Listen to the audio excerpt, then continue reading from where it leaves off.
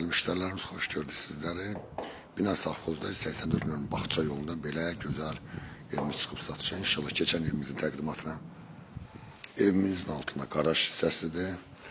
Əlavə yay mətbəxtdir, biz də gördüyünüz kimi. Evimiz çok güzel. Zövqlə tikilib. Beton monolitdir. İnşallah geçen evimizin içərisində. Girən də belə evimiz koridor sistemlidir. Solunda geniş mətbəxtdir. Evimiz çok güzel, sərgəli düzəlib. Burada bir yatak otağımızdır. İkinci yatak otağımızdır. Maşallah çok güzel, zövqlə düzəlib. Sanitar verdi. Burada bizim üçüncü yatak otağımızdır. Bu da bizim geniş bir tane qonaq otağı. Maşallah olsun. Yani işte evimiz yine derim yerleşir Bina Safxoz'da.